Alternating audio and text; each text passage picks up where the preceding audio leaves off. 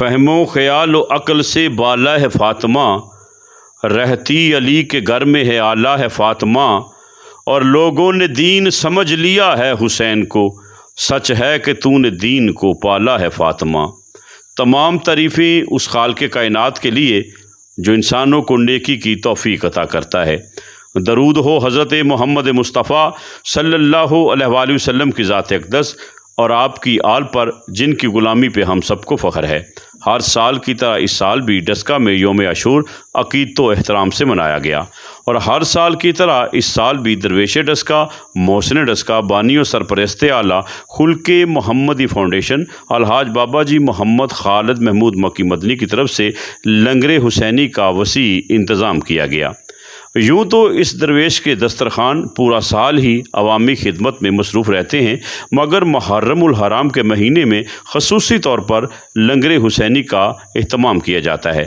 یکم محرم سے 10 محرم تک سینکڑوں کی تعداد میں دیگیں تقسیم کی جاتی ہیں، اور 10 محرم کو اپنی سابقہ روایات کو برقرار رکھتے ہوئے لنگر حسینی کا وسیع انتظام کیا گیا، جس میں کئی من دودھ کی سبیل، پانی، جوس اور سینکڑوں لنچ باکس شامل ہیں، جو کہ تمام جلوس کے شرکا میں تقسیم کیے گئے اور لنگر حسینی تقسیم کیا گیا۔ اس کے علاوہ خلق محمدی فاؤنڈیشن کی طرف سے ایک میڈیکل کیمپ کا انعقاد بھی کیا گیا، جس میں عزاداروں کی فرسٹ ایڈ بھی کی گئی۔ اس موقع پر A C Daska, D S P Daska اور ڈسکا کی تمام سیاسی و سماجی شخصیات نے اس کیمپ کا وزٹ کیا، اور خصوصی طور پہ الحاج بابا جی خالد محمود مکی مدنی اور آپ کے دونوں صاحبزادوں کو خراج تحسین پیش کیا۔ خلق محمدی فاؤنڈیشن کی ایمبولینس سروس بھی خدمت کے اس قافلے میں ساتھ ساتھ رہی۔ خلق محمدی فاؤنڈیشن کی پوری ٹیم جہاں پر عوامی خدمت میں مصروف رہی، وہیں پہ انتظامیہ کی معاونت بھی کرتی رہی۔ بلا شبہ حضرت امام حسین کی قربانی ہمیں صبر کی تلقین کرتی ہے، وہیں پر سخاوت اور بھوکوں کو کھانا کھلانا اور یتیموں کی دل جوئی کرنا بھی اہل بیت کا خاصہ ہے۔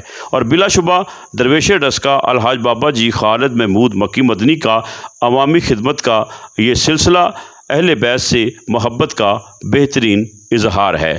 اللہ تعالیٰ سے دعا ہے کہ اللہ تعالیٰ الحاج بابا جی خالد محمود مکی مدنی کو صحت و تندرستی عطا فرمائے اور آپ کی پوری ٹیم کی خیر فرمائے۔